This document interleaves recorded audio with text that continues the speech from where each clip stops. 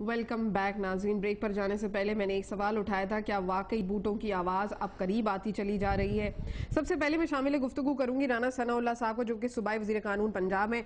राना साहब, आपको क्या लगता है जरदारी साहब का अचानक दौरे पर दुबई चले जाना, अचानक बिलावल भुट्टो का सिनारियों पर सामने आ जाना, पार्टी के लोगों का खामोश होकर उनके इर्द गिर्द बैठना, और मतलब वो जो अगर आप उनकी फुटेजेस देखें जो पीएम हाउस से रिलीज हो रही हैं और ऐवान सदर से, तो उसमें वो सब खामोशी से इर्द गिर्द बिलावल भुट्टो के बैठे हुए, और फिर जो ये मीटिंग्स हो रही हैं और जिसको पीपल्स पार्टी ये क्लेम कर रही है कि जी ये बिजनेस एज यूजुअल है, इसमें कोई ऐसी बात नहीं है, क्या वाकई ये सब रूटीन की मुलाकातें और हम बेकार में कयास आराइयां कर रहे हैं? देखें, पीपल्स पार्टी और मरकज़ी हुकूमत से मुतल्लक जो भी मीटिंग्स हो रही हैं और जिस किस्म का तसर देने की कोशिश की जा रही है, तसर देने की तो ये कोशिश की जा रही है कि एवरीथिंग इज़ ओके और ये रूटीन और एज़ यूजुअल है। लेकिन ये एक्टिविटीज़ जो हैं, बल्कि प्रेसिडेंट साहब का जो जाना है और जिस तरह से वो गए हैं, अल्लाह ताला उनको सेहत दे और हम उनके लिए दुआगो हैं, लेकिन ये मामलात जो हैं ये एज़ यूजुअल और रूटीन के मामलात नहीं हैं। और फिर दूसरा ये है कि मुल्क के हालात भी इस वक्त जो हैं वो नेटो हमला भी और उसके बाद मेमो स्कैंडल भी, तो उसकी वजह से भी जो है वो मुल्की हालात में भी एक ख़ास किस्म का जो है वो यानी जो है वो इर्ताश जो है वो पाया जाता है। हर तरफ जो है वो एक ऐसी फ़ज़ा है कि उसमें जो है वो एक इस किस्म की बातों को अदरवाइज़ लेने या इन चीज़ों को डिटेल में जाके देखने का जो है वो रुझान बढ़ा हुआ था।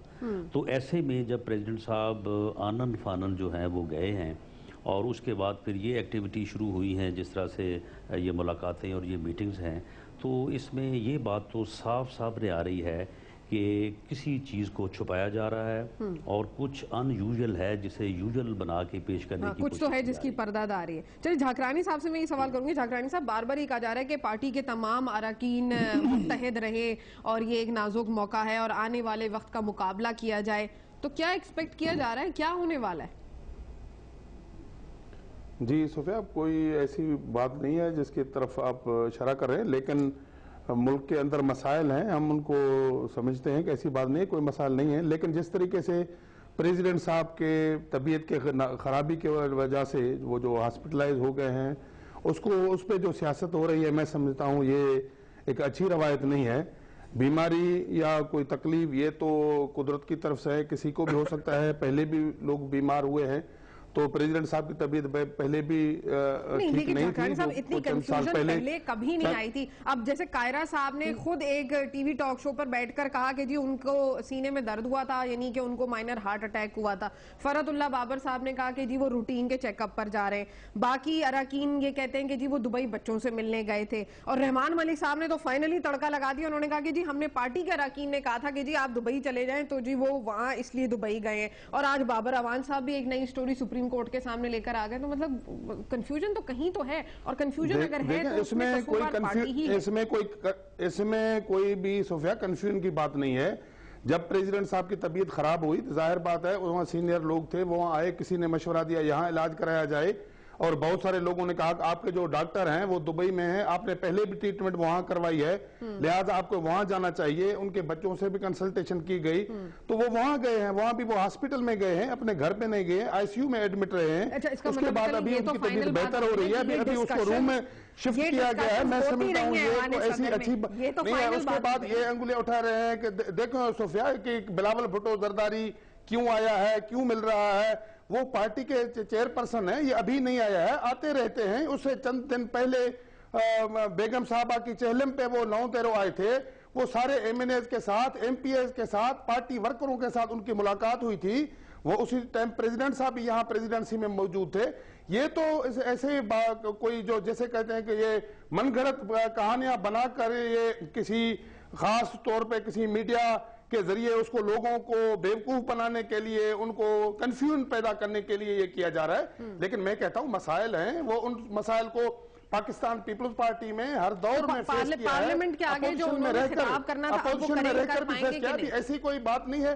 कि खुदा न खास्ता प्रेसिडेंट साहब आपको कहते हैं कोई बहाना बनाकर वहां गया है। चलिए एक बड़ा मासूमाना सा सवाल पूछ लेती हूं, बस उससे तो काफी हमारी बातें कर रहे हैं। प्रेसिडेंट साहब बता दें बेहतर हो जाए इंशाल्लाह, आने वाला है, उनके पास सामने वो चंद दिनों में वहां यहाँ आ रहे हैं, तो ऐसी बात नहीं है जिस तरीके से उनको ये स्कैंडल बनाया जा रहा है बातों को। अच्छा चलिए, मैं जी आप क्या कहेंगे, मतलब आपको लग रहा है? देखिए बात यह है कि तबीयत खराब भी हो सकती है, क्योंकि ओवरवर्क थे और वो थे, लेकिन अब उसको मिसमैनेज किया जा रहा है जिस तरह आपने कहा है। देखिए मुझे आज भी याद है कि एक दफा अमिताभ बच्चन बीमार हो गया था बॉम्बे में, तो एक घंटे के बाद हॉस्पिटल से ऑफिशियली बुलेटिन इश्यू होते थे उसकी सेहत के बारे में कि अब ये हो रहा है, अब ये ऑपरेशन हो रहा है, ये हो रहा है, फाइनली डिस्चार्ज हो गया। पाकिस्तान एक बड़ा मुल्क है, इधर प्रेसिडेंट ऑफ पाकिस्तान 18 करोड़ अवाम को उनकी सेहत के बारे में तशवीश है।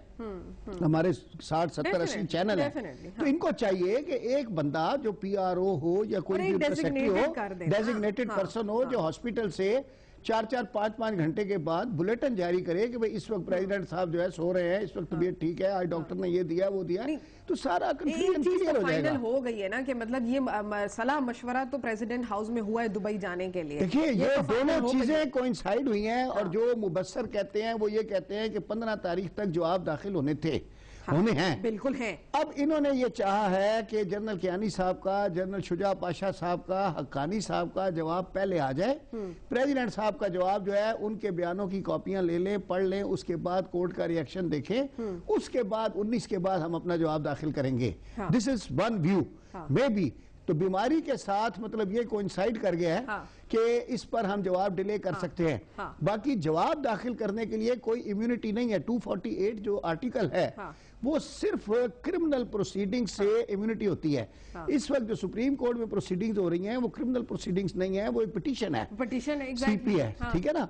तो उसमें तो जवाब दाखिल करना, सिविल केसेस में प्रेसिडेंट को 248 के तहत कोई इम्यूनिटी नहीं है। तो लिहाजा ये कहना कि वो इम्यूनिटी है वो तो नहीं है, वो नहीं है। जवाब तो दाखिल करना है, लेकिन अब अगर वो जेन्युइनली बीमार है तो भी कोर्ट से दरख्वास्त की जाएगी कि भाई हमें टाइम दिया जाए, ताकि जब वो दुरुस्त हो तो फिर हम दें जवाब, फिर टाइम दिया जाए। और दूसरा ये पर्पस भी है कि भाई ये टैक्टिक्स लॉयर्स के होते हैं कि भाई हम पहले दूसरों का जवाब देख लें फिर हम अपना दे दें, और हुकूमत ने माजी में सारे टैक्टिक्स ऐसे ही इस्तेमाल किए। वो तो आसिफ साहब को माशाल्लाह 11 साल का तजुर्बा है कोर्टों का, तो हम तो साथ ही रहे हैं, रिश्ता तो बड़ा तो वो है। बाकी बहरहाल तबीयत खराब भी हो सकती है। राना साहब से एक सवाल पूछ लेती हूँ। राना साहब ये बताएं कि अब अगर पार्लियामेंट में खिताब होता है तो आप लोग तैयार है वो खिताब सुनने के लिए?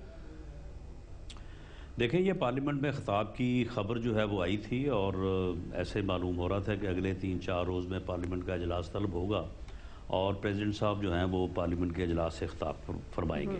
लेकिन आनन फानन जो है ये उसके बाद यानी ये दुबई रवानगी वाला जो है वो मसला आ गया। तो मामला इस पे नज़र यही आता है कि यकीनन उनकी तबीयत भी ख़राब होगी, और वैसे भी आम हालात में भी वो अंडर ट्रीटमेंट थे, और इसलिए कोई ख़ास वजह मुझे तो ऐसी नज़र नहीं आती कि अब उनकी बीमारी कोई ऐसे सीरियस फेज़ में दाखिल हो गई थी जिसकी बुनियाद के ऊपर जो है उनको हॉस्पिटलाइजेशन की ज़रूरत थी। और ये बात करीने क्यास लगती है क्योंकि हुसैन हक्कानी साहब के ऊपर एक इल्ज़ाम लगा, और अहमद शुजा पाशा साहब 22 अक्टूबर को वाशिंगटन गए, वहाँ से वो एविडेंस कलेक्ट करके लेके आए, आके उन्होंने गवर्नमेंट से बात की। उसके बाद हुसैन हक्कानी साहब को बुलाया गया, बुला के उनके साथ मीटिंग हुई। उस मीटिंग में प्रेसिडेंट मौजूद थे, प्राइम मिनिस्टर मौजूद थे, अहमद शुजा पाशा साहब मौजूद थे, आर्मी चीफ मौजूद थे। हुसैन हक्कानी साहब से क्वेश्चन आंसर हुआ, और जो बज़ाहिर मालूम होता है कि उस क्वेश्चन आंसर में हुसैन हक्कानी साहब अपनी पोजीशनों को क्लियर नहीं कर सके, और बिल आकर वहाँ पे ये फैसला हुआ कि इनसे इस्तीफ़ा ले लिया जाए और इस मामले को जो है वो इस हद तक जो है वो रिजॉल्व कर लिया जाए। अब मामला इन्होंने वहाँ पे रिजॉल्व कर दिया। अब लेकिन अब सुप्रीम कोर्ट में जवाब दाखिल करने की जो है वो बारी आ गई है। अब अगर अहमद शुजा पाशा साहब जो एविडेंस कलेक्ट करके लेके आए थे, अगर वो उसके मुताबिक जवाब दाखिल करते हैं तो वो गवर्नमेंट के ऊपर बहुत भारी पड़ेगा, बिल्कुल। और अगर वो उसके मुताबिक जवाब दाखिल नहीं करते तो फिर आर्मी के लिए एज इंस्टीट्यूशन जो है वो एम्बैरेसिंग हो सकता है। तो इसलिए गवर्नमेंट ये जरूर चाहेगी कि वो जवाब जो है वो पहले दाखिल हो जाए, और उसके बाद गवर्नमेंट अपना कोई मौक़िफ़ इख्तियार करे, या कम से कम इस चीज़ को वो देखे कि वो जवाब क्या दाखिल होता है। और इस मकसद के लिए मैं समझता हूँ कि कल जो कमीशन ने जो इंटरव्यू दिया है वो भी एक तरह का एक लिंक वो भी है, कड़ी वो भी है। आर्मी को ये कहा गया है कि जी देखें, आप जवाब अपना ज़रा जो है वो सोच समझ के दाखिल करें, ये कमीशन भी इंक्वायरी कर रहा है और इसकी रिपोर्ट भी आनी है। और मैं समझता हूँ कि वो जो कल प्रेस कॉन्फ्रेंस हुई है वो बड़ी सिग्निफिकेंट है, बड़ी वो इम्पोर्टेंट है। अच्छा चलें एक ब्रेक ले लेते हैं नाज़रीन, ब्रेक से वापस आएंगे और हमारे साथ air marshal retired Masood Akhtar साहब मौजूद हैं, उनसे उनका तज्जिया लेंगे कि वो क्या सोचते हैं कि क्या वाकई बूटों की आवाज़ें करीब आ रही हैं या सियासी मंजरनामा इस कदर हीटेड क्यों हो रहा है, उनसे उनका तज्जिया लेंगे। फिलहाल लेते हैं एक ब्रेक, मेरे साथ रहिए।